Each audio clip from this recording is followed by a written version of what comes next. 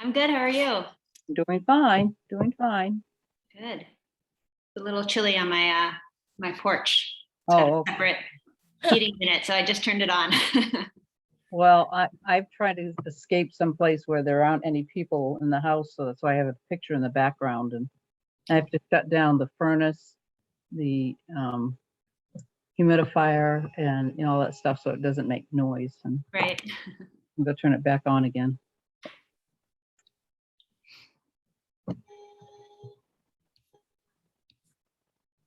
So it looks like we have a couple students here.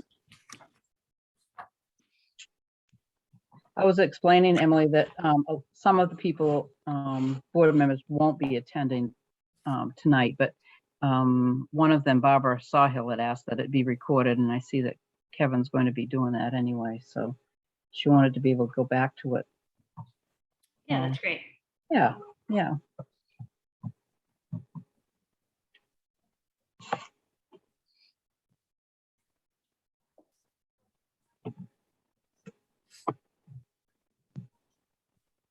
There's the real Kevin right there. Hello.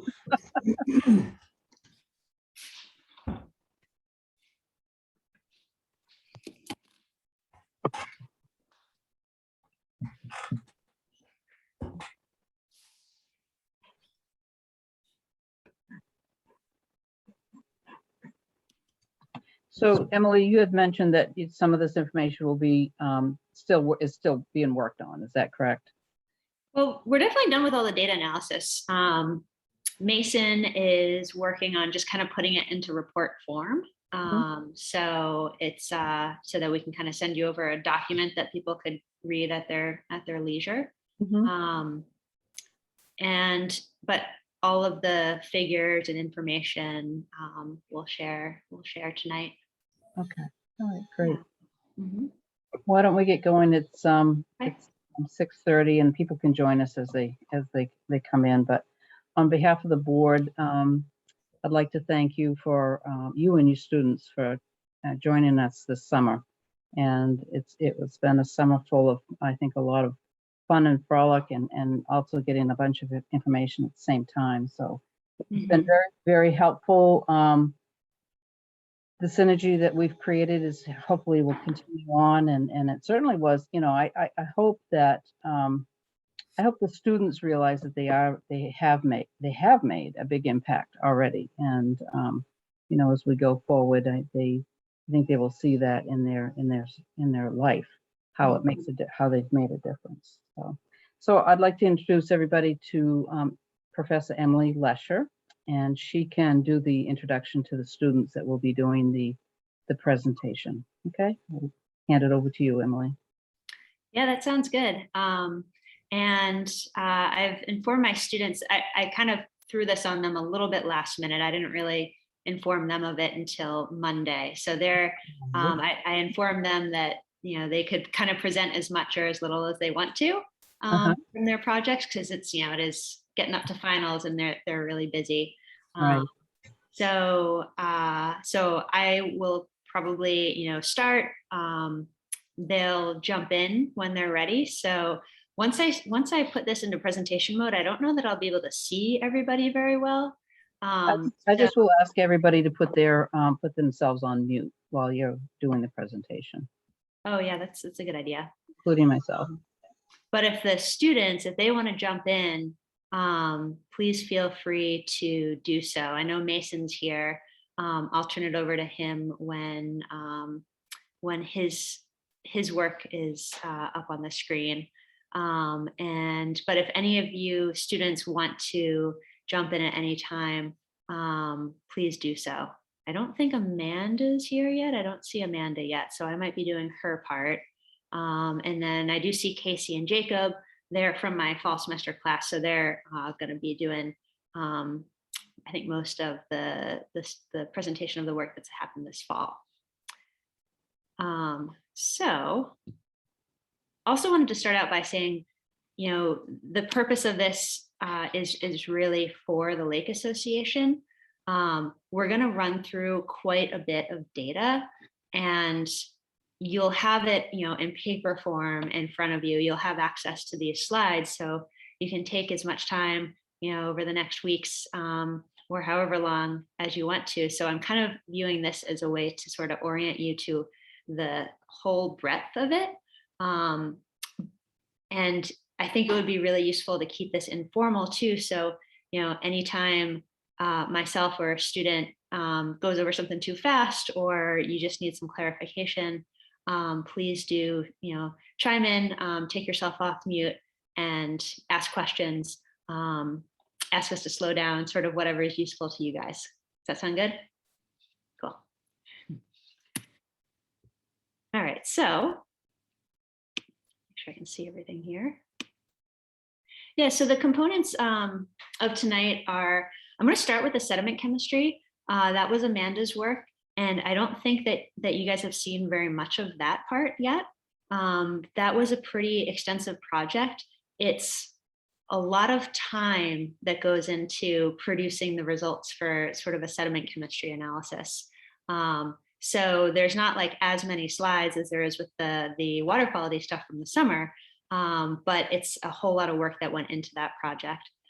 So if Amanda gets here in time, she'll present some of that. If not, I will. And I'll also say that the sediment chemistry, this is some work we've been doing with other lake associations too, particularly lake associations who've had really extensive algae problems and are thinking of doing alum amendment.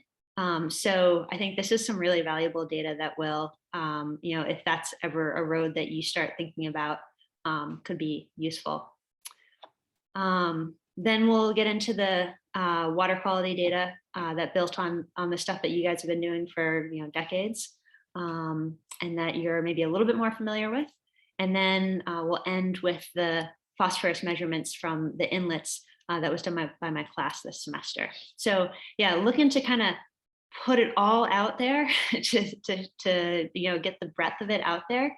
Even if we don't have time to look at the really detailed data, at least like, oh, we do, we did this for this reason, and that data is there.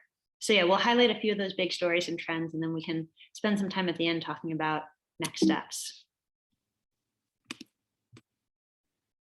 So yeah, like I said, we've been really fortunate, I think, to have this partnership, to have the support from the Davis Foundation. And it's so cool to not be starting from scratch, but to be building on the history of what Rick and Pam and others have been doing for so long. The state does come around and take samples here and there, but that really doesn't tell us very much, especially in terms of phosphate. And that is, I think probably everyone on the call is familiar with the tipping point analogy. It's like you don't have a problem until you have a problem sometimes, I think, with lake water quality. So hopefully setting this baseline will be helpful, into the future for understanding if you're getting close to that point where you start experiencing lots of algae blooms and whatnot. So everyone's familiar with the lake, but I wanted to point out the sampling points. So the purple circles are the deepest point in each basin. That represents both the place where Amanda sampled for the sediments and also where Mason and Val were taking water samples biweekly. So yeah, deepest point in each basin. Val and Mason also sampled some other locations, like where some of the major inlets were coming in. They ended up looking fairly similar to most of the other like surface water samples. So I don't have that data in this presentation. We felt it wasn't all that valuable when it came down to it, because it was pretty much telling us the same story as some of the other sampling points. So I don't have that here tonight, but can certainly send that over as well. And then these are the sampling points from the class this semester, where we sampled in September, so there wasn't a whole lot of running water at the time. Some of the typical inlets were probably dry at that point, but these were the locations where we sampled for inlets. Okay, so talk a little bit about the methods for each project, starting with the sediments. Amanda had 8 samples from not from each, well, not 8 samples from each of the 3 basins, but 8 samples altogether from the 3 basins. And it was kind of tricky to get enough sediment samples to do our analysis. So that's why it's sort of an odd number. Sometimes we had to collect like 2, sometimes we had to collect 3. So we had 8 altogether. And the analysis consisted of measuring the density and water content. And then the big part is a sequential extraction. So that means we take the sediments and we mix it with waters of varying chemistries. So the different fractions, there's 3 different extractions that we do in a row, and they tell us different things about the sediment. One, for example, kind of mimics what happens when the bottom of the lake goes anoxic. One is just some sort of more baseline conditions. So we measure phosphorus, aluminum, and iron in each of those fractions. And we look at those ratios between elements, and that tells us a lot about how likely it is for phosphorus to be loading the lake from the sediments. So that's referred to as internal loading, where the phosphorus kind of moves into the lake water from the sediments during anoxic conditions.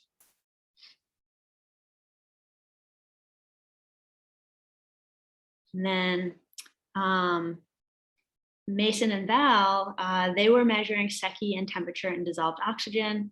And then they were bringing back water samples from the top, bottom, and middle points of the lake.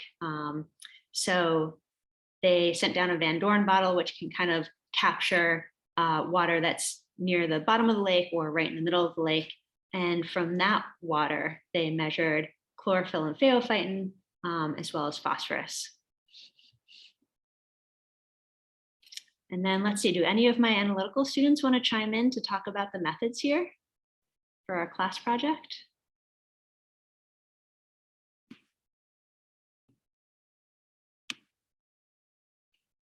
Trying to see if Candy. I might be able to. Okay, thanks, Jacob. You're welcome.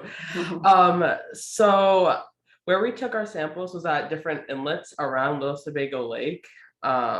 So at 8 inlets, we took different samples. And when we took our samples, we rinsed the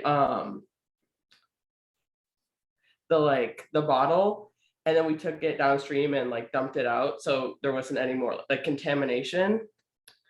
And then we took our samples at the 8 different inlets. And yeah, like I said, we rinsed it 3 times. And yeah. Yeah, and all of their work was done in the lab for measuring phosphorus. So I think we're going to get into that a little bit more later. So oops, sorry, this is a little bit out of order. But the sediment samples, one thing to point out is that there's 2 different ways of measuring phosphorus. For the sediment samples, because the concentrations were actually higher, because we sort of like take a lot of sediment and just extract it with a small amount of liquid, we use an instrument called an ICP OES. And this is a very large research grade instrument that, we kind of like put the sample in and it gives us a really accurate number. So it's a really efficient way to measure. When we're measuring the concentration of phosphorus in like the lake water directly or in the inlets directly, we can't use this particular instrument because the concentrations are not high enough. If we do a more labor-intensive sort of wet chemistry technique that the students will talk about, we can measure even lower levels. But this is a great instrument for measuring higher levels that we see in the sediments. So Emily, Yeah. Can you go back on that last? What's FE, just for those people that look at Yeah. this? Yes. So these are the symbols that we use for the different elements. So P is for phosphorus, AL is for aluminum, and FE, very commonsensically, is for iron, but it comes from the Latin word. So yeah, we use this instrument called the ICP for measuring those 3 elements. And then QA/QC, that might be an abbreviation that you're more familiar with, quality assurance, quality control. That's used in lots of different industries. There's a whole bunch of stuff that we do to make sure our measurements are accurate, because it's all too easy to get a number off a machine and just trust it blindly. But there's a whole bunch of stuff that we do with standards, which are like solutions with known concentrations, known amounts of these elements, that we measure directly, periodically, and that we add into our samples to see if the other stuff in the sample, like the organic matter and the other stuff that's there, is impacting the measurement. So like we add a known amount and see how much we recover. And if we know how much we added, we should be able to see that coming out. So yeah, we're doing a lot to ensure accurate measurements. I mentioned this a little bit. There's a lot here, a little bit, probably too much detail, but the 3 steps of the extraction. The first one is ammonium chloride, and that's just a chemical that kind of pulls out the phosphorus that's really loosely bound to the sediments. The second one is this bicarbonate dithionite solution that mimics the anoxia that we see at the bottom of the lake in the summer. And then the third one is sodium hydroxide, and that chemical is pulling out the phosphorus that's stuck to aluminum compounds, aluminum minerals in the sediments, and also bound to organic matter in the sediments. So if you have if you have phosphorus that's sort of all bound to organics, that's a different issue than if you have phosphorus that's able to be released under those anoxic conditions. So by kind of seeing how much is in each fraction, that helps us understand sort of like the risk that phosphorus poses to being re-released into the lake.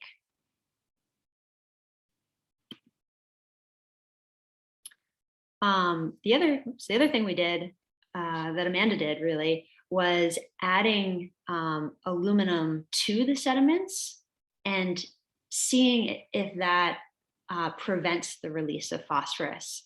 Are any of you from the Lake Association kind of familiar with this treatment, alum treatment, that other lakes like the Belgrade lakes have used it, and a few other lakes are considering using it? Yeah, we attended a forum or a seminar at University of Farmington, and there was people speaking about the impacts that they had. I guess it was the professors or some of the professors that had done some of the work, and the cost that was associated with doing that work was extensive. Yeah. It's certainly a very expensive treatment. It's not something that I have any vested interest in, or something that, to be honest, that I know that much about. But I have been working with a number of lake associations that are considering it. And the experiments that Amanda did over the summer are kind of the standard for deciding if it's something that's useful or not to do. So yeah, we basically add in the aluminum and test whether or not that holds the phosphorus in the sediments. And the larger treatment plans that some of the lakes, like in the Belgrade lakes, that they've done is basically then doing that at the scale of the lake, like dumping a whole bunch of aluminum into the lake itself, and it goes down into the sediments, and it's good at retaining phosphorus down there. So I think Casey was going to talk about some of the lab methods for the phosphorus analysis. Is that right, Casey? Yeah, I can talk a little bit about the methods for the analysis and then the calibration curve and stuff. Great. Yeah. All right, I'll turn on my video so everyone can see me. So for the preparation of samples, like we said, that the glassware and the tubs that the water was held in was acid washed to prevent contamination. So we didn't want any contaminants. Things such as like hand soap can contain phosphorus. So if we were to wash the bottles or any of the glassware with hand soap before we used them, then we'd have contamination that would obviously alter our results. So we wanted to do that.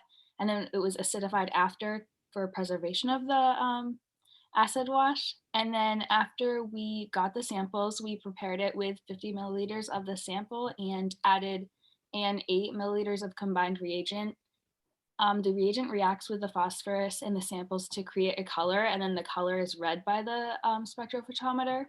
And the color absorbance, yes, again, can be measured using a spectrophotometer. Measured absorbance is then converted in concentration of phosphorus in parts per billion, and we use that using the calibration curve, which I believe is in the next slide. And then, as Dr. Lesher was saying, we have a QA/QC, which is quality assurance, quality control. So most of our lab tools can create like a drift after they've used so many samples. So we kind of have like a known concentration QA/QC that we do in the middle of our samples every like 8 to 10 samples or so, just to make sure that our spectrophotometer is like up to date and it's still reading at the level that it needs to be doing. So we measure blanks, which is to make sure that the zeros are still zeros, and spike samples. So we kind of add extra sample to the samples that we know, just to make sure that it's kind of on the same basis, and performance checks. And so for our samples, we created a calibration curve based on standards of known concentration. And then once we run those through the spectrophotometer, we get an absorbance value, and we can plot those on a calibration curve like the one in the slide. And then once we get the calibration curve, we get an equation, which is on the right side of the graph, which in the next slide, it says that we can plug the absorbance value into the y of the equation, and then we solve for x, and x gives us the concentration.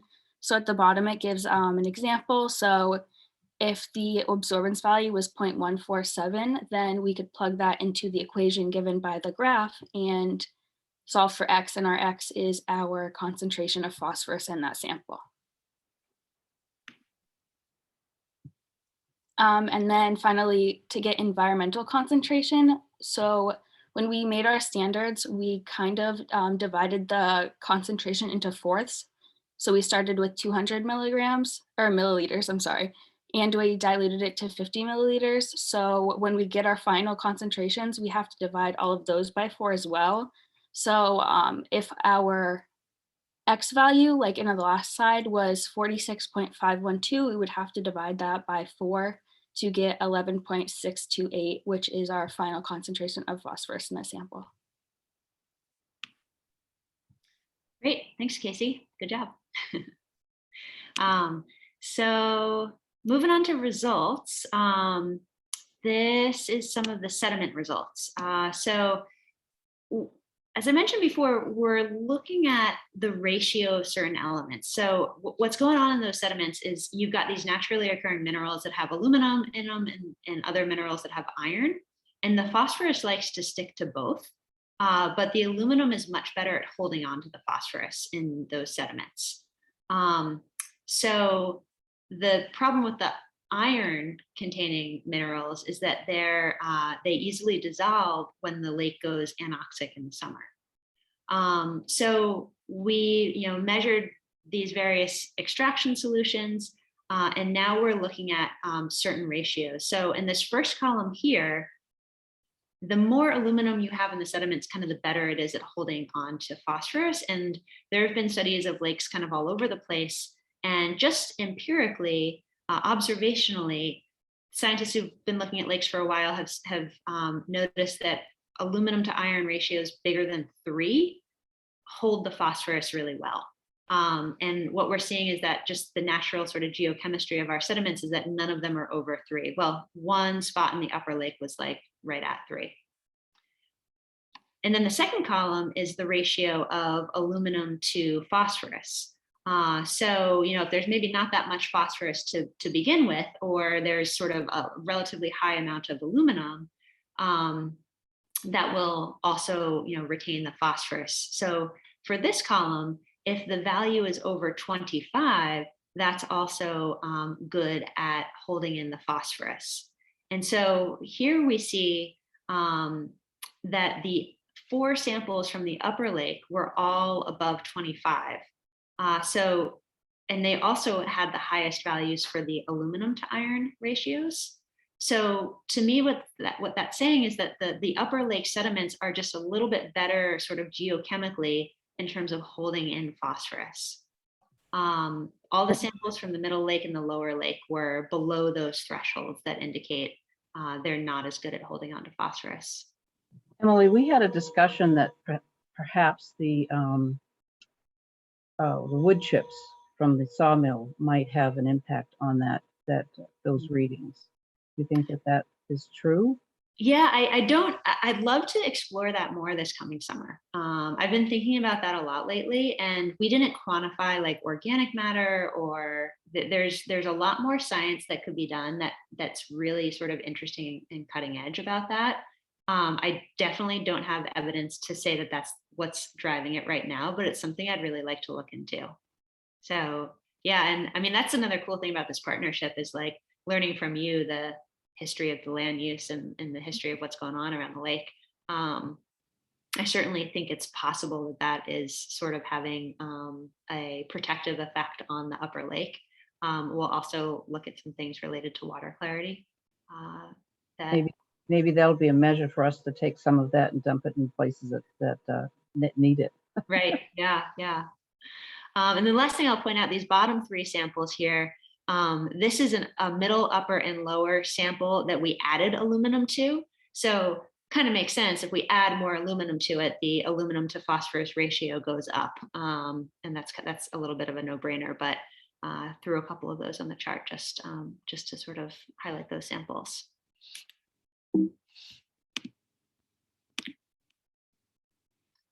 So then these are the results from adding aluminum to the sediments and seeing how much phosphorus gets released. So the graph here, what we're looking at, the y-axis is the phosphorus released per kilogram of dry sediment. So basically, the higher up we are on the y-axis here, the more phosphorus is capable of being released from the sediments. And the x-axis is how much aluminum we added to the sediments. So the first data points that are up, all over here on the left, those are all the sediments without any extra aluminum added. And what we see is very quickly when we start adding doses of aluminum, the amount of phosphorus released goes way down. So this is indicative that aluminum amendment treatment would be helpful in conditions of anoxia in terms of phosphorus release. Not, I really don't have the background to say like, yes, I recommend this treatment or no, I don't. But chemically in our microcosms, in our little beakers, that we do see that being helpful. And the trying to decode the sample names here. So I think the highest levels of phosphorus released are from LS5. I think that's actually one of the, I don't know, Rick or Pam, if you recall which station 5 was. Pam, you're on mute. I want to say it's the station that's by where we keep our boat. Okay. Yeah. Is that which basin is that? That is in the lower lake, on the west side. Okay. Yeah. So yeah, we're kind of seeing the highest amounts of phosphorus released from the lower lake then, because that would make sense because the other two lower lake samples are right there as well. Mm-hmm. And then less from the upper lake. So the upper lake is, these bottom ones down here. The middle lakes are kind of right in the middle. A quick question about that, Emily. I'm curious to know, we typically think of our water flow as certainly some of the water coming from the upper lake moving down through the middle lake into the lower lake and out the dam. Would that compound? Does the phosphorus move in the water, or is it because you took it from the sediment not necessarily the case? It's a good question. I mean, I think one of the big questions in any sort of lake is, where is the phosphorus coming from? Is it all coming from like groundwater seepage? Is it coming from the inlets? Is it coming from like atmospheric deposition, or is it being released from the sediments? Once it's in the water, it does tend to move about, and kind of flush out the lake. So if there's sediment, if there's phosphorus in the upper lake, a lot of that will eventually drain out the stream that drains the lower lake. But I don't really have a good sense for the details of that. Certainly there could be a source like in the lower lake that maybe is just sort of putting phosphorus into the lower lake, and it's not impacting the upper lake or the middle lake as much. But I would imagine that phosphorus from the upper lake, some of it's making its way down to the lower lake. But the phosphorus conditions in the upper lake are not that bad, are they? Right. Right. That's true. Yeah. And the other thing too, in the lower lake, you have the lower narrows that flows into or goes down to the dam on the east side, and on the west side, you don't have that flushing rate. Yeah, that's kind of a whole nother study that a hydrologist could do, is really quantifying, how much water is coming in through each inlet, and how it's moving through the narrows and out the dam, and that sort of thing, and really accounting for all of it.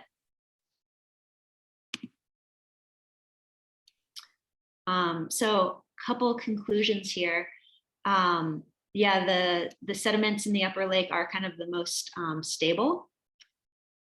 What we'll see shortly from Mason and Val is that the upper lake does have pretty pronounced anoxia.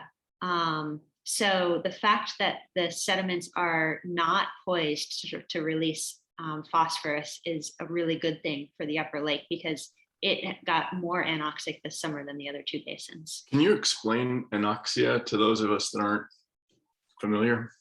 Yeah, sure. So, and thanks for asking.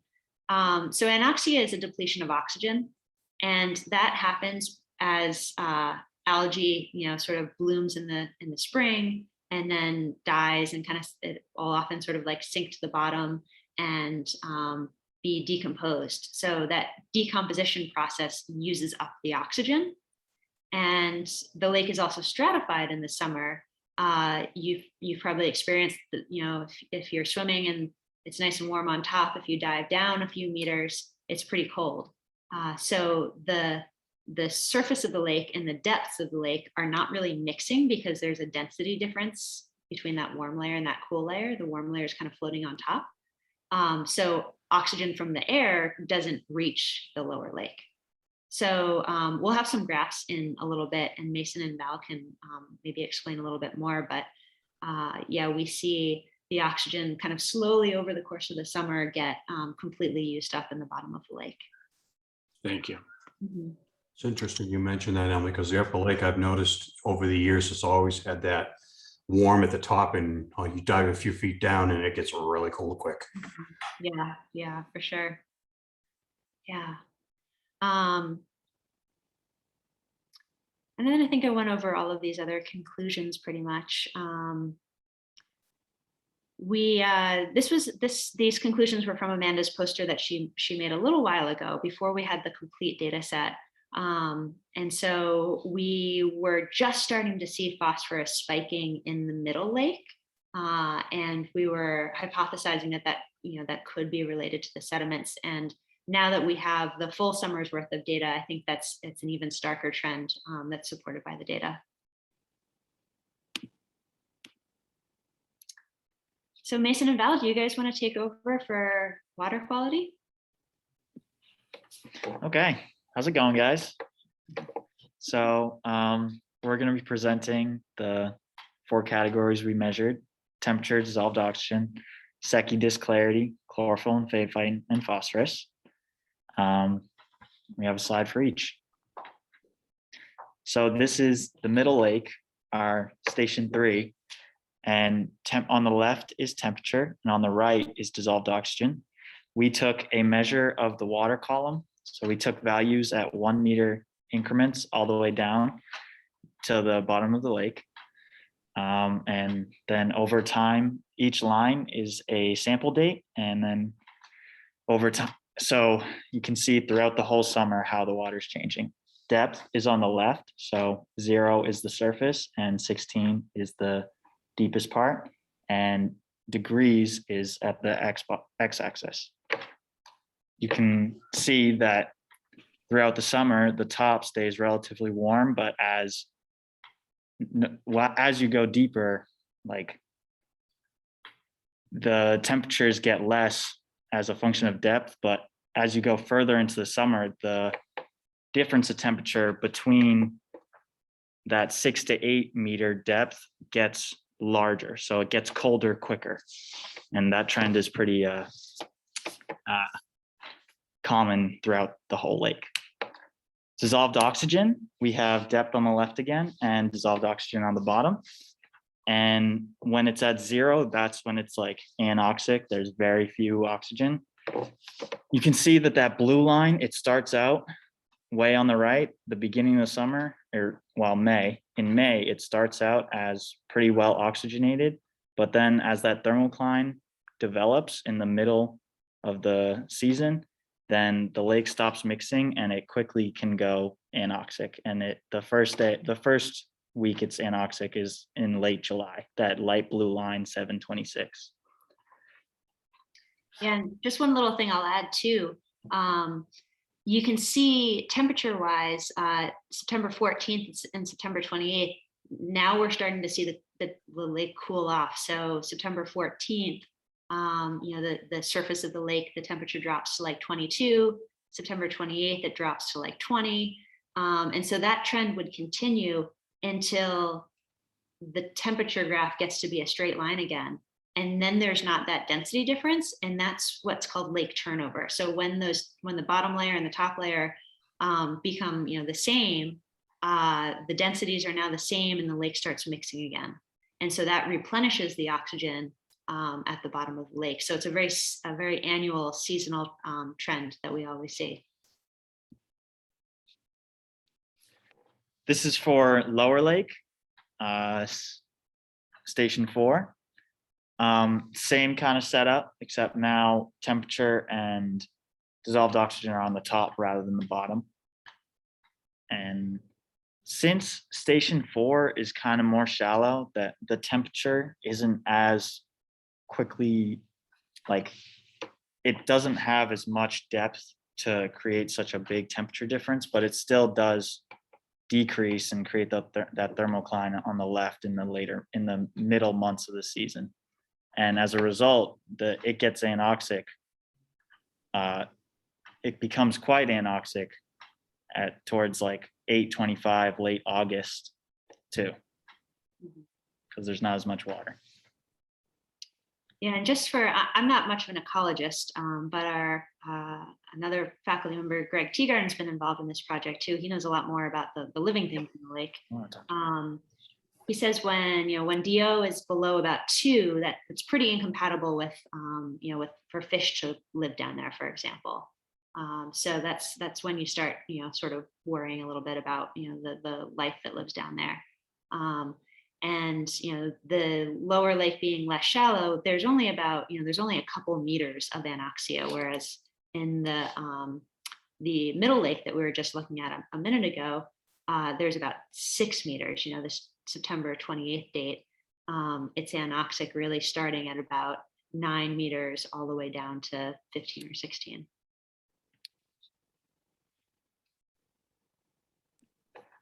Okay, and finally we have Upper Lake.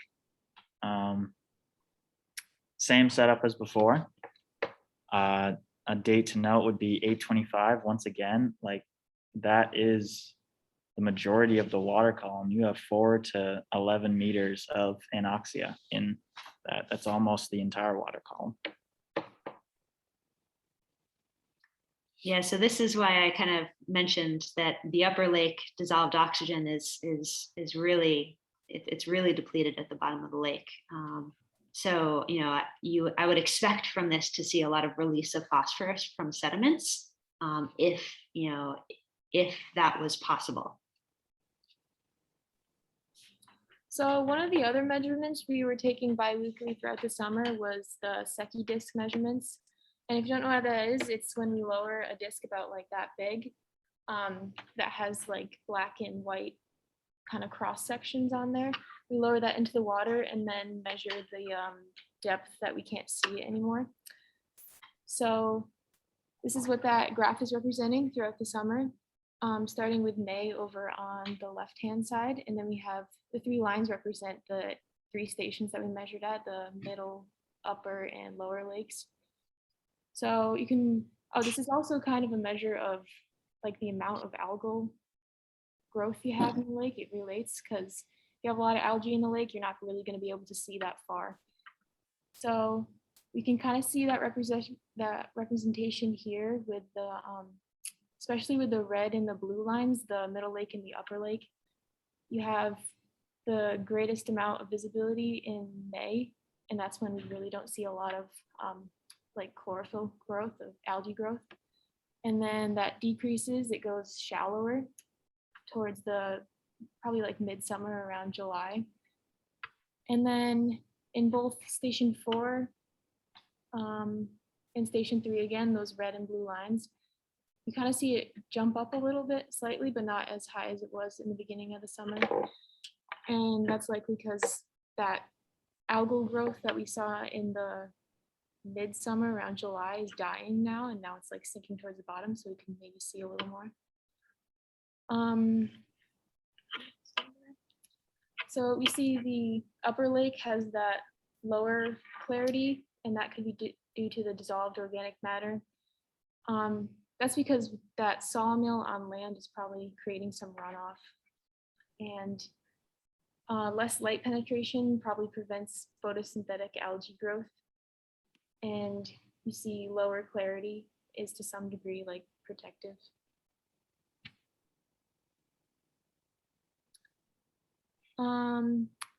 So the next graphs coming up represent the chlorophyll and phaeophytin.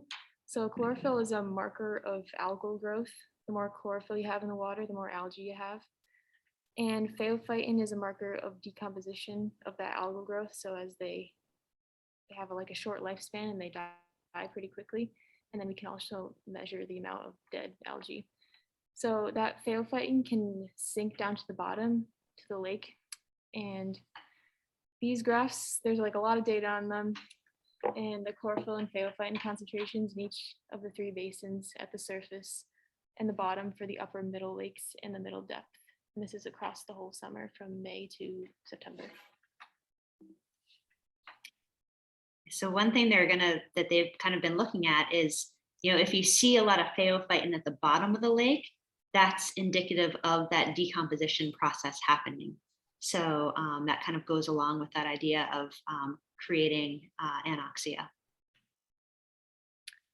Yeah, so these are the chlorophyll and phaeophytin graphs for all 3 stations at the various depths that we measured at. So over on the left-hand side is that middle lake, station 3. I think the best representation of that like chlorophyll bloom towards the beginning of the summer was at the station 3 bottom, the bottom left-hand side. You see a huge spike at letter C, which was, I forget which date, about June.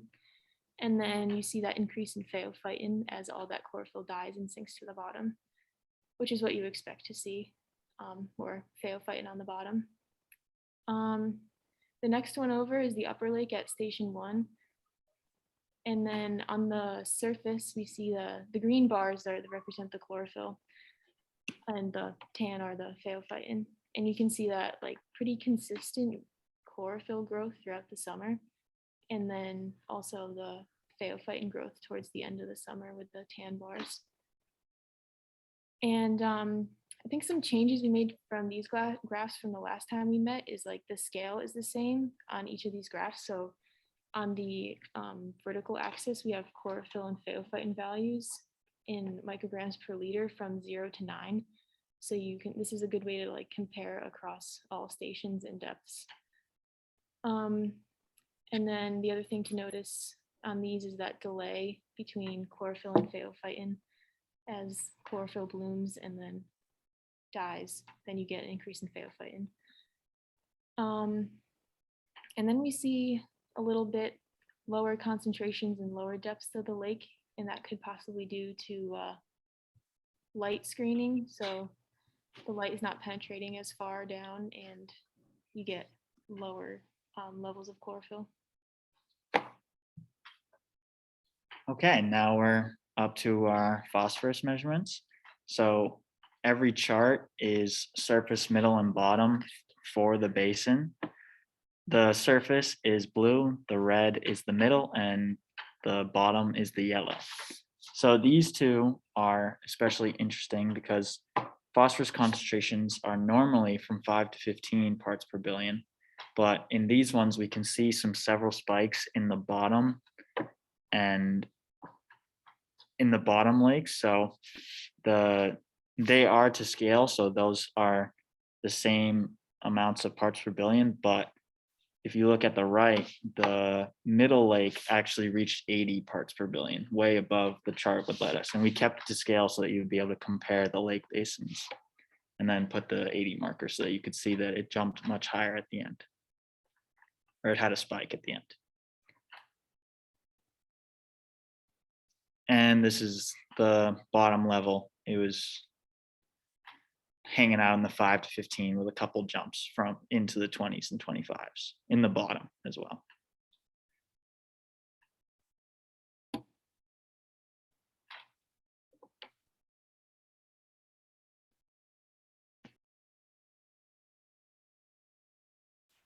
All right, so I was just trying to unmute myself for a second there. And I was hitting a button that was making me progress the slides. Before we move on to the inlets, this was a whole lot of data. So I just wanted to pause for a second and see if anybody had any questions, or I mean, especially this one. I know there's like a ton going on here, but yeah, we tried to sort of have the color coding. The greenish tones are the chlorophyll, and the brownish and yellows are the phaophytin. But it is a ton of data, and it's a little hard to absorb it all, but it's impressive that you folks have worked through it. One question that came to mind might be completely irrelevant, but what impact, if any, does the amount of rainfall have on the readings that you're taking? We had an incredibly dry first half of the year, and then July was like the wettest on record or something. And I didn't know. We've always, I've been here 30 years, and we've always kind of thought that much rainfall increases the runoff going into the lake, carrying sediment, which should at least potentially increase phosphorus just from the runoff. And I don't know if you would see that in any of your testing, or if it's not, doesn't work that way. Yeah, that's a great question, and I definitely don't have a lot of answers to it.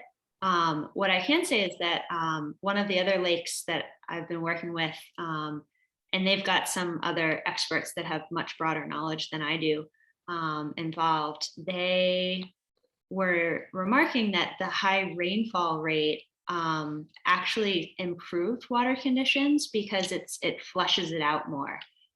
Little Sebago is also dam controlled, so I think that probably plays a part too. And I really can't wrap my head around how that all works together, because it's just a little bit beyond my knowledge base. I especially thought in the Secchi disc readings that you might see more of an impact of rainfall that way. We've, at least some of our previous understandings had been that if you're not getting a lot of runoff into the lake, then the water kind of settles. You don't have as much sediment, and therefore it might be clearer, as opposed to when things get more stirred up with a lot of rainfall coming in.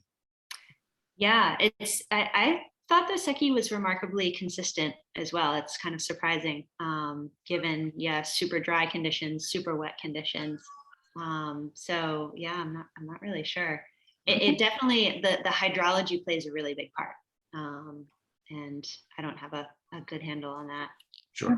It would be interesting to get some understanding with that, because we've always thought, like Jim said, that if you have a lot of rain, you're going to get a lot of phosphorus. And I think it also has to do with what your watershed has for protection, whether or not it's got something that allows it to sluice way down into the lake, or whether you have duct, just hold it and keep it from, going there and filtering before it gets in the water. So Yeah. each lake is different. Okay, so moving on to the inlet water measurements. This one thing, just to preface this, a true study of the inlets would really monitor them like kind of over the course of the whole season.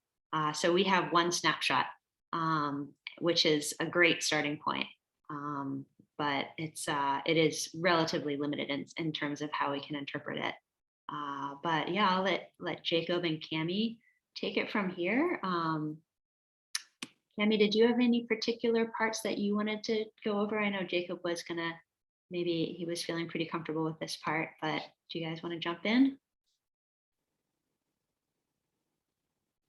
I'm fine with whatever. If Jacob wants to take this one, by all means. Okay, how about Jacob starts and then maybe you can do some of the conclusions. Would that work? Yeah. Great. Yeah, that works for me. Okay. So these were the concentrations of phosphorus at the inlets. As you can see on the right side of the table, it says the environmental concentration and ppb, which is parts per billion. So that is the concentration of phosphorus. And we have the 7 different locations that we examined, and the sample are the sample numbers. We unfortunately, as you can see, number 7 is missing on the samples. And that was because we couldn't reach that location. So we weren't able to get a sample actually from that location. And as you can see on the left in the text, it says the Meadow Brook has the highest concentration of phosphorus. So it says on the right under the environmental concentration that there was 29.9 parts per billion of phosphorus in that area, and which is like a lot if you look at the other concentrations. And when we were taking the samples, we took descriptions of the sites. As you get like on the left in the text, it says there was like some sand and sediment runoff from the road. And that is common in most of the samples that we took. There was a lot of sand or sediment, or there was like houses nearby. So we labeled that as possible septic interference. That could be taking part in the phosphorus concentration. But something that was unique about this site, Meadow Brook site, was that there was horses up the stream. And so we don't have any like definite conclusions about the effect of the horses, but it's could be an idea of what may have happened. I'm just curious, Jacob, do you know how many horses and how far upstream, just ballpark? I do not know how many horses, but I would say it was probably like 30 to 40 feet away, I would say, from our sampling location. Like there was a house right there, so Pretty it close. was also possible like septic interference. Yeah, no, the reason I ask, we had listened to the presentation from Highland Lake, and one of the comments that Dennis made was that one of their sites was downstream from a more significant, I think it was horse, maybe cows, that had a huge impact on the levels in that study. Yeah, the cabin at that site was about 30 or 40 feet away, but I believe they have 2 horses, and the farm is further back, but I don't know how close it is to the stream. And Cami, did you want to talk about like the descriptions and like the ranking based on the phosphorus? Sure.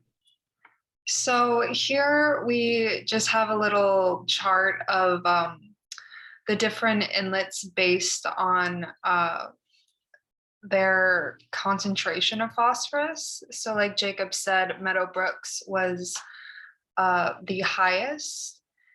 And should I read these all? I guess I will. So Meadowbrooks, the description was sand and sediment runoff from road. The road was going perpendicular from the brook. The brook was in a wooded area. It was shallow going into deeper water, and there could have been possible septic interference. Loon Brook is the second highest, which was upstream from houses. It was running water in a wooded area, and was 8 feet off of the road and had a sandy bottom. Sandbrooks was third. We do not have a description for that, sadly. Birchwood Brook was number 4. The road was about 80 feet away. It was shallow and narrow and winding in a wooded area with lots of underbrush, and at least 3 houses nearby, which could, have a septic interference.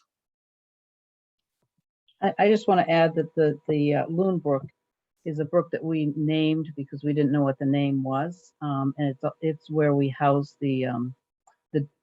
our dock, the fleet of boats that we have. So it's down in Sheldrake again. And is it right at that Loon Lane? Yeah. Coming, yeah. That's Because why that's a site you'll remember, Pam, we looked at for erosion issues back when we had that, what was her name? Betty something, the consultant that helped to write up some reports. Betty And I Williams. remember, I mean, gosh, that must have been 10 years ago, but the stream was pretty nasty then with algae and stuff. Yeah, it still is. And it wasn't local. I mean, it felt to me like it was coming from the other side of Sandbar and way upstream, wherever that marshy area that it drains. I don't know that for a fact, but it just felt that way. The thought is too that there are a lot of poor houses that are close by that have a lot of sand in the area, and if they have septic systems that possibly were failing, that could leach into the area as well. So 5th highest in phosphorus concentration is Sucker Brook. It is described with lots of rocks. It's in a wooded area. It had a wide river mouth, and there could be possible septic interference. Hayden Brook was number 6. The road was noted to be perpendicular to the brook. There could be some septic interference. It was shallow with water coming from a pipe. Near a steep hill, water pours down like a funnel. It was not moving fast, and there were concrete blocks fall onto one side of the brook, and there were some small rocks. And then lastly, there was Farewell Brooks, and it was noted that the road was perpendicular to the brook. It was in a wooded area. There was some algae growth seen there. There were lots of small rocks, possible septic interference, and there was also a bog upstream. Great. So question more for Pam, were you surprised by the Meadowbrook results? Are you familiar with that brook? Is it? Yeah, yes, I was. I was real surprised. That is located in the upper lake. It's in a cove, and it's at the very end of Birchwood Road, and or pretty close to the end of Birchwood Road. So I was real surprised. Had thought that would be an issue. And it doesn't look, or at least I didn't recognize it here. It doesn't look like they tested right at Twin Brooks. Is that where the campground and all that milfoil was? Yep, they did. That's Birchwood Brook is. Twin Brooks is where Sucker Brook is and Sandbrook. Those Okay. are the 2 areas of Twin Brook area. So they're kind of right in the middle of all the pack, it looks like. There's 3 brooks that almost are within throwing distance of each other. Okay, thanks. Yeah, so like I was saying, it's one point in time. The inlets are going to vary probably even more than the lake itself with precipitation and things like that.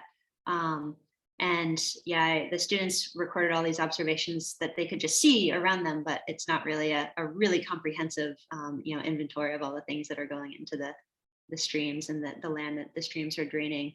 But I think it was interesting that Farewell Brook was the lowest by a lot. I'm betting that bog is really doing a service to that stream.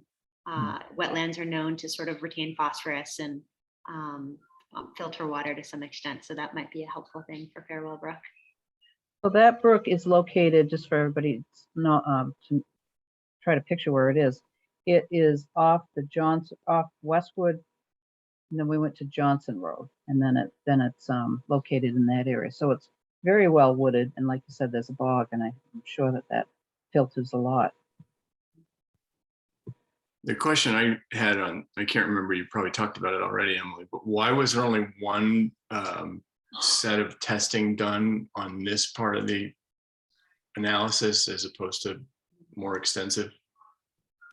Yeah, this in the summer, the priority was really the lake itself.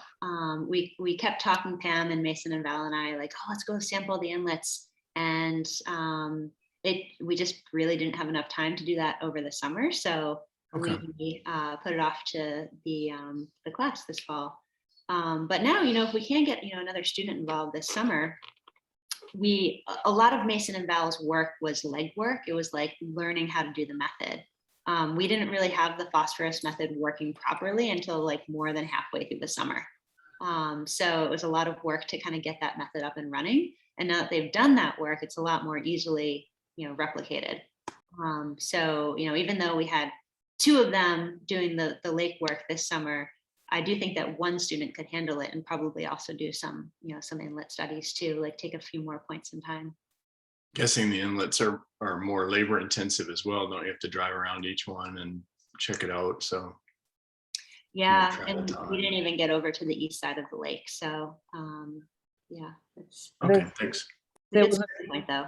There's a few other streams that we wanted to do, and we will hopefully do next year, and add to each one of those streams as we go. But yeah, it was fun going upstream, walking the rocks. Yeah. But all other things being equal, is it reasonable that if you went back to all of those streams that you'd still see the same kind of relative ranking, that Meadowbrook would be highest and so on? That's hard to say. I wouldn't really be comfortable guessing on that one. And I think that's why we start, just so that we have a baseline, and hopefully continue checking back and forth to make sure, hopefully it goes down. It'd be nice. Yeah. Thank you.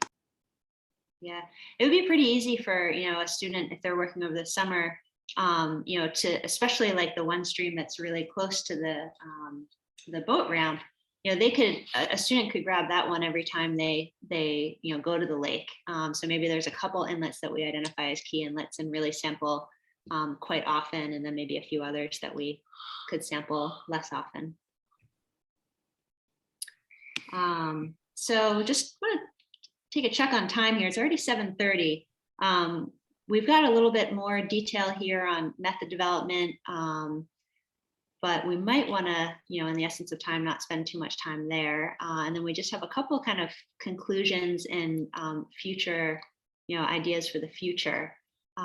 So I guess I'm curious where you all would like to take it in terms of discussion.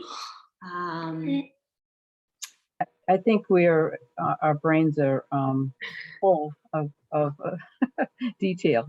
So it would be nice, unless somebody else thinks differently, that, at least we have this information, and it's not like we're going to all decipher it tonight. Right, exactly. And then maybe we just go to conclusions and then, Sure. See where we go from there. Yeah. Sounds good. So, I think we've really kind of hit on all the conclusions that are listed on the slide. But I think the biggest takeaways are that, the inlets are varied. Some of them are higher than the average values in the lake. So that's definitely something that could use more data, especially because, as I was saying, they're just going to jump around a lot, I think. But other big takeaways, there is significant depletion of oxygen and anoxia in all 3 basins. I would say the middle lake is kind of the most concerning with regards to phosphorus. There's kind of contradictory evidence for the upper and the lower lake. The upper lake definitely seems more resistant to internal phosphorus loading from the sediments. But then there was that one huge spike in the very last sample. So that's a bit of a head scratcher. the lower lake sediments seem prone to phosphorus release, but then we don't see the phosphorus in those bottom water samples. But the middle lake, we're seeing this sort of sediments being geochemically prone to releasing phosphorus, and we're seeing those high phosphorus levels. So that seems to be the most conclusive. So I think those are the biggest takeaways. Certainly lots of questions to ask, things we could keep studying. I'm really interested in the impact of the organic matter.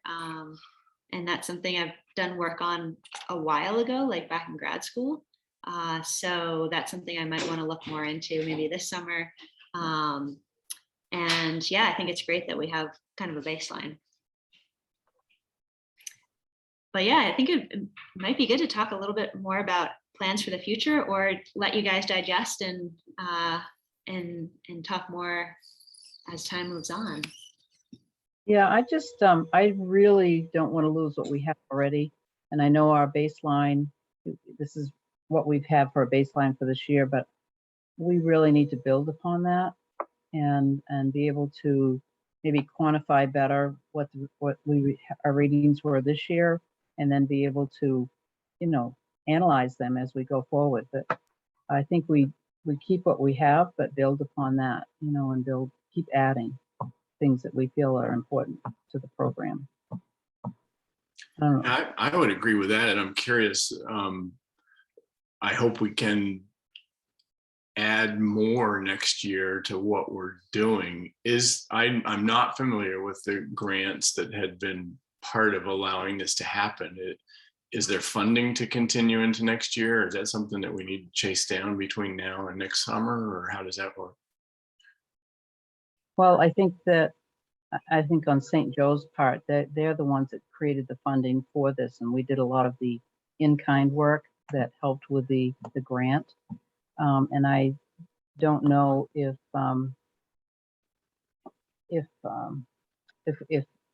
there are funding available through the college, and then we also have some funding available through our own membership, and kind of help out with that. Yeah, it's it should be possible to get. We have this funding for student internships from NASA that can fund kind of almost any science research over the summer. Mm-hmm. So we should be able to get. I think they're $3,000, and that could go pretty long way towards funding a student. It seems like it's getting harder and harder to get students to stay on campus in the summer, because they can make some more money going home. I mean, I was so lucky this year to have Mason and Val and Amanda. They were like super awesome and amazing. Did such a great job. But it's a little hard to recruit students to stay on campus all summer for the amount of the NASA grants. So and then the supplies, they're not too expensive, particularly now that we kind of have a lot of it in stock. So I don't think it would be too I don't think it would be too expensive to hire one student for this summer. And especially if one of the students, like Amanda, or one of the students from my class was interested. Val and Mason are out the door. They're graduating. Val's actually graduating in December. I'm gonna miss them. They did a great job this summer. They really. I hope you pass it on to them if they're not there now. But Yeah. Oh, they're there. I can hear you. They Thank were you. as well as the students that you had for the inlets. It was really good. And I hope it's important. It really is important to us, and maybe down the road they'll see how important it really is. But with all of our environmental and things that are going on with the world, it is making a difference, and this is a field that's important. So I may be talking to Liz Schran. I don't know if I'll give her a jingle tomorrow, maybe, or is that something that you do? I couldn't give her a call to see if there's anything out there, especially with some of this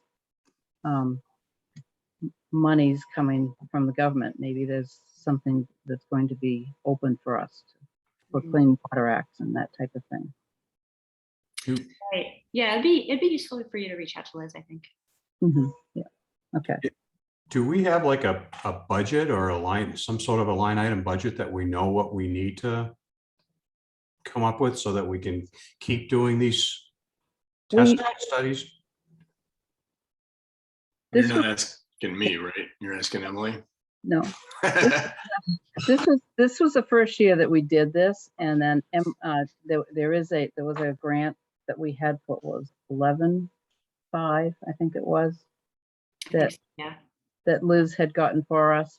And, you know, part of it was our in-kind with providing the boats and other support. And it's a discussion item for next year for us to add a little bit probably for that water quality but line, because we were kind of thrown into it with the in-kind, but perhaps we're going to have to add a little bit of money for that as well. Well, and that's the other thing that made me think when Emily said it's harder to get students to stay around all summer. Is this a trainable skill? Is it something where some of our volunteers could be trained to do the sampling adequately so that, you know, they could at least take over some of the manpower need? I mean, time-wise, these guys were out on the boat once a week. The actual sampling is pretty easy. You know, the SECI and the DO and the temperature you guys have already been doing. Basically the part that was added on to that was grabbing the water with the Van Dorn bottle. That part's also easily done. I do think the students loved going out on the water too. It might be a little depressing if they were locked up in the lab and never got to walk in the water. I guess that's the part I was missing, that the students are doing all the lab work. I don't think that's something our volunteers could do, but you know. Yeah, I don't think that would really translate very well. And Yeah, the phosphorus is pretty time intensive. So it's there's a pre-concentration step. So yeah, it's a long day in the lab to get those phosphorus numbers. But really, a lot of the work was just figuring out how to do that, like getting to the point of being able to do it efficiently. And you know, now they are, you know, they'll do 7 or 8 or 10 phosphorus samples in kind of like one long day. Would you guys agree with that? Yep. You know, and I think sitting down with Rick and because he's out there every other week. He loved having the students with him, and if we can just get an idea, maybe we can sit down and with him and see what he's able to do and what, you know, we are able to do as a board, and then figure out a program and go from there. Again, I know we're running over. I did have 2 other questions, Emily, that you mentioned early on that you had been working with other lake associations. Are there others in this area? Had you worked with the Highland folks at all? I know they've had a boatload of trouble with different issues, but. Yeah, I haven't worked with Highland. The other ones I've been working with, and it's been through consultants, like FB Environmental, for example, in Portland, has been working with Long Pond, and their Long Pond, and there's like, you know, 6 Long Ponds in Maine. This is the one in Parson Field. But they are shooting for doing an alum remediation. They're concerned enough about their algae problems that they're trying to move forward. So the measurements that Amanda did are basically part of the permitting process for that. It's also just really interesting chemistry. So even though you guys are not at that stage of wanting to do it, it's just really interesting chemistry to look at. Well, I guess that was the other question, or it feeds into the other question, is asking you to give us some kind of subjective measure of, you know, given the other places that you've seen or done this kind of testing, how does Little Sebago fare comparatively? Are we at risk or at high risk or at moderate risk, or, you know, in good shape? How? I mean, I would say that there's a fair amount of risk. I'm really probably not the best one to make a judgment on that, because you know, I'm really more of the chemist who does the measurements. But you know, I would say compared to some of the other ones, there is more anoxia. The sediments look pretty similar. but the anoxia in the upper lake and the middle lake is pretty concerning. And those phosphorus levels in those bottom grab samples are pretty high too. I wouldn't, Pam, I'd like to hear how you would say our algae levels compare, or at what risk level. I know it's getting worse over time, but do you think we're in bad shape, or? I think it fluctuates with the seasons or the summer, or like if we have rains, if we have a lot of rain, I think it does fluctuate. And we're finding that I feel that, it goes in different parts of the lake at different years. Mm. There are some places that it is consistent, but then there's other places that, pop up and die away and go away. Yeah. So I think, we take this information and give it to Lake Stewards of Maine, talk to Scott Williams and to Roberta, and have them, because they're working with the lakes all the time. And they're the ones that also, if you're going to do a DEP, they work with DEP. And then, if there's something, I think next year is really critical that we continue the same type of testing, so that, we continue to find out what the lake is doing. And then I think we really need to talk to Lake Stewards, Maine, to find out where we are. They'll let us know as best they can. But Yeah, I'd agree. That's a really good next step, I think. They'd have a much broader view on sort of the relative risk than I would. And then I might be making this up, but did you present some or all of this to, was it the Greytown Council not too long ago? How did that go? Were they? I think it went really well. I think they were really engaged, and because they had the information ahead of time. There were a lot of good questions. I talked to the town, the chair of the town council. They had a forum that Saturday at Pineland. We're on the agenda, so for them to make some considerations. And she said, hold on, because they're trying to re-strategize on how they're going to move forward with some of their priorities. But I think we're in the loop, which is really good. It's a slow process, and we're doing the same. You're doing the same presentation for Wyndham, January 16th. Is that correct? Yeah. December 14th. Oh, December 14th. Okay. Yeah. Okay. 2 weeks. That's excellent. Yeah. All right. Perfect. All right. And so that will be good. And is that in person? I believe it is. Yeah. And I don't think I actually talked to Mason and Val about that one. If either of you are interested and available for that, it'd be great to join. I have 2 other students from the class lined up to present the class data on that. And I'll try to, get some board members to be able to attend at that. I think I can do it as well, but I'll try to get some other board members to be there. It's really helpful, when there's a lot of people there. But yeah, I think the program is just beginning. I think, like I said, we really need to continue, because it's going to be worthless if we don't. And we need to, quantify and be able to tell the towns, that there are some issues, and for some protective measures that the town should be doing for, the watershed and the shoreline. We'll just kind of see from there. But I want to thank you and your team. I mean, it was fun, but it was it's educational for me, and I think they did a really great job, and we all the board members really appreciate all the work you've done. Hey, I got a quick question comment.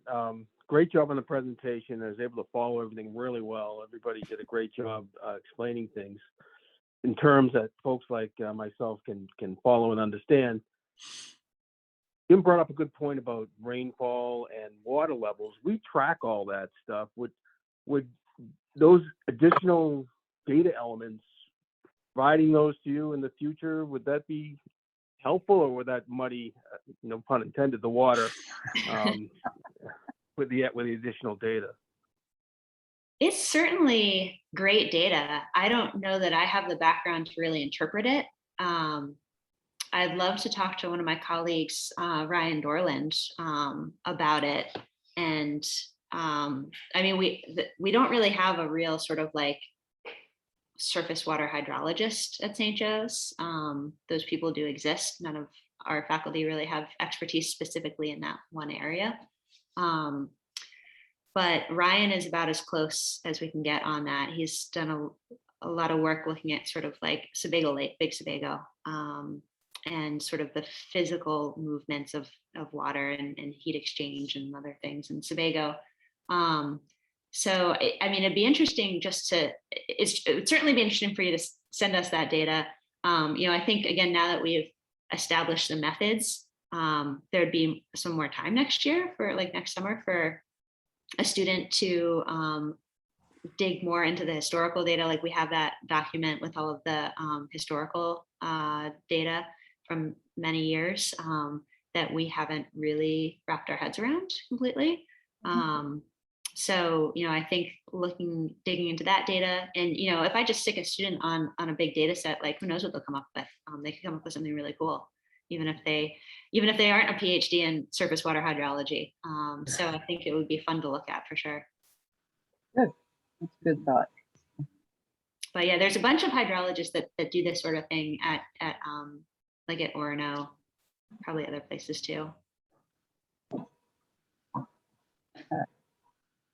Right. And I think Highland Lake works with UNE. I think they've got some people that help them out with their lake. Mm-hmm. Well, again, thank you very much. I thank all your students when you see them again. Yeah, I will. And we'll I'll follow up with you a little bit with regards to when you get the rest of the information compiled, and then we'll forward it to Lake Stewart's of Maine. Yeah, that sounds good. Good. It's fascinating work. Thank you very much for taking your time to share it with us tonight. Yeah, you're welcome. Have a great Christmas season. Thanks. You too. Thank you. You too. Thank you. Bye, Bye. everyone. Bye. Everyone.